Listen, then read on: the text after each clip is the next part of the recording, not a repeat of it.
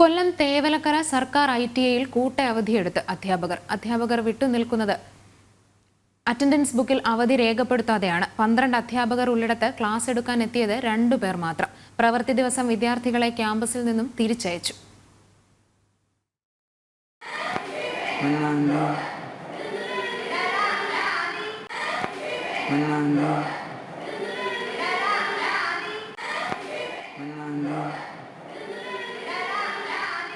രാവിലെ 8 മണിക്കാണ് ITIയിൽ ക്ലാസ് ആരംഭിക്കുന്നത്.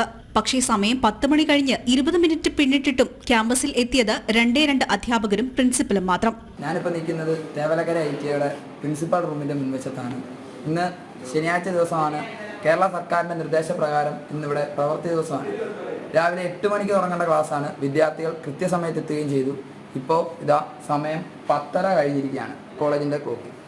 ഈ 10:30 നേരത്തും ഈ ക്യാമ്പസിൽ ഒരു അധ്യാപകർ പോലും എത്തിയിട്ടില്ല. ഇതിനെ ചൂഷണം ചെയ്യാൻ ഇവിടെ ഒരു മേലധികാരികൾ പോലും ഇല്ലേ?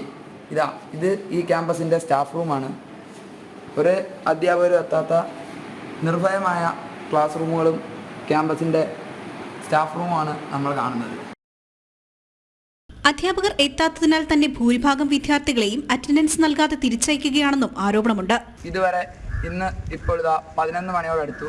ഇതുവരെ ഒരു അധ്യാപകരും ഈ കോളേജിൽ എത്തിയിട്ടില്ല. കാരണം 8 മണിക്കാണ് ക്ലാസ് ടൈം. ഇവിടെ വിദ്യാർത്ഥികൾ വന്നു ക്ലാസ്സുകളിൽ വെറുതെ ഇരിക്കുന്ന സാഹചര്യമാണ് ഉണ്ടാകുന്നത്. വന്ന വിദ്യാർത്ഥികളെ പറഞ്ഞു വിടുകയും അവർക്ക് അറ്റൻഡൻസ് കൊടുക്കാതെ അധ്യാപകർക്ക് പൂർണ്ണ അറ്റൻഡൻസ് നേടുന്നതാണ് ഈ കോളേജിൽ നടന്നുകൊണ്ടിരിക്കുന്നത്. അധ്യാപകർ എത്താത്തതും ക്ലാസ് നടക്കാത്തതും ITIയിൽ പതിവാണെന്നാണ് വിദ്യാർത്ഥികൾ പറയുന്നത്. ഇന്ന് ശനിയാഴ്ച ദിവസം ഈ കോളേജിൽ പ്രവൃത്തി ദിവസമാണ്. എന്നാൽ ഇന്ന് ഈ കോളേജിൽ ഒരു അധ്യാപകരും എത്തിയിട്ടില്ല. വന്ന വിദ്യാർത്ഥികൾക്കാണെങ്കിൽ അറ്റൻഡൻസും കിട്ടുന്നില്ല.